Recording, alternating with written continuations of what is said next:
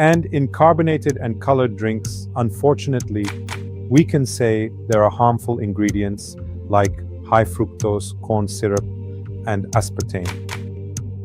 For example, an iced tea you bought. How much tea do you think is in it? When you start reading labels, you'll see that it's about 0.2%. So in a 2.5 liter iced tea you bought, called iced tea of course, or peach iced tea, we'll see that there's a ratio of about 0.2%, which is about 6 or 7 grams. Or we'll see that no peach was ever put in it, that no peach was used. Of course, we need to realize what these fake foods can do to a person and act with this awareness. Now, when it comes to our children, we shouldn't get into a war of saying no to them. This should be a process of understanding and explaining. If you don't explain to your child beforehand why you're not buying certain products, stopping them right before the market will lead to very different problems. We need to be able to produce alternatives for these. I seek refuge in Allah, the most gracious, the most merciful. In the previous video, while questioning what halal and clean food is, we talked about how every bite we eat affects us not only physically, but also spiritually and mentally. Now, we are taking another step in this search and entering the market together, which almost all of us enter every day. Let's visualize this in our minds. A mother or a father enters the market with their young child, also spiritually and mentally. Now, we are taking another step in this search and entering the market together, which almost all of us enter every day. Let's visualize this in our minds. A mother or a father enters the market with their young child. First, they encounter the produce section. Shiny and almost plastic-looking tomatoes. Wax-coated apples. Because this wax-coated term is a method used very often today. And there are bananas that don't smell, because it's done to give a shinier appearance, to make it a smoother product. Now the child reaches for a banana, and when the parents hesitantly pick up the banana and smell it, they can see that it's no, because these fruits and vegetables, things smell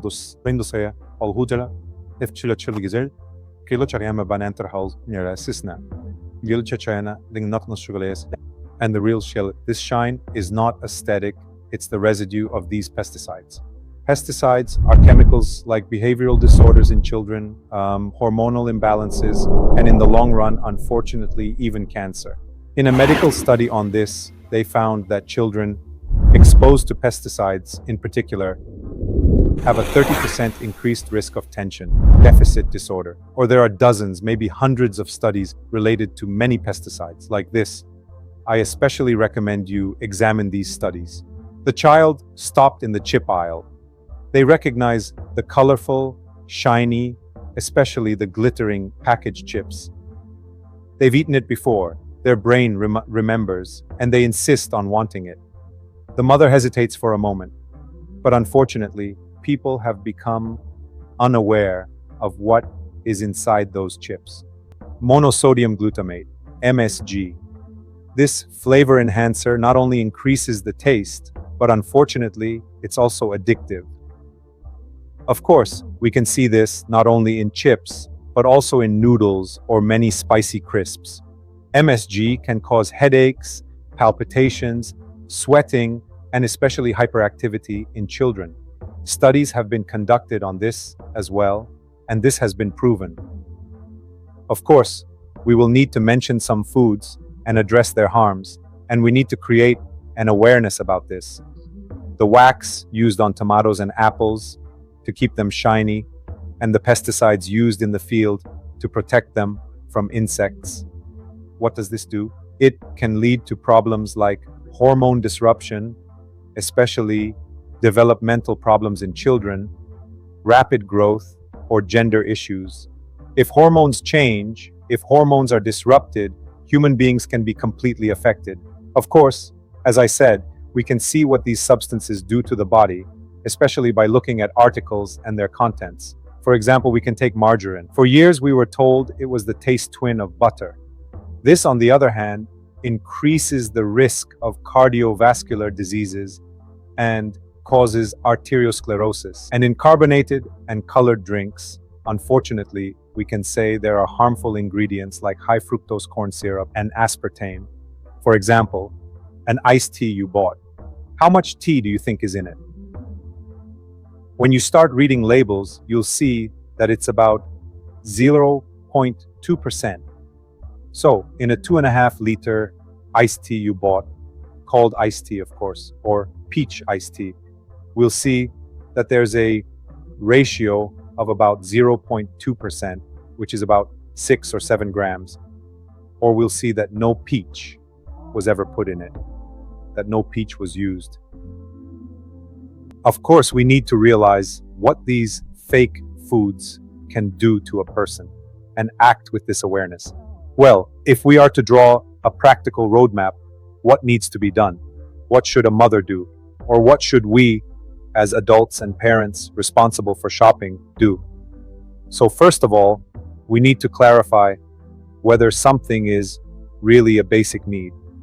We need to decide on this real need, keep a list, and struggle not to go outside of this list. In order not to be exposed to those shelf arrangements when entering the market, we should enter for our needs, going directly to what we will buy. If we see these especially as the traps of the devil, we must definitely seek refuge in Allah before entering the market. Now, when it comes to our children, we shouldn't get into a war of saying no to them. This should be a process of understanding and explaining. If you don't explain to your child beforehand why you're not buying certain products, stopping them right before the market will lead to very different problems. We need to be able to produce alternatives for these. If you, instead of looking for an alternative product for your children, take the trouble of how you can make it in your kitchen, you will teach your child not the lesson of, my family doesn't love me for the product you didn't buy at the market, but on the contrary, my mother doesn't let me eat this because she loves me. Now, when we left the market, maybe we bought 3 products, but we consciously stayed away from 30 unnecessary products we would have bought. And this is not a loss. If a person has bought few essential and clean foods and was able to leave the market that way, this can actually happen through an act of awareness, because these markets are not just places to shop. They are actually places where perceptions and consumption habits are shaped through mental guidance. Now, in the next video, inshallah, we will talk about reading food labels and analyzing product ingredients.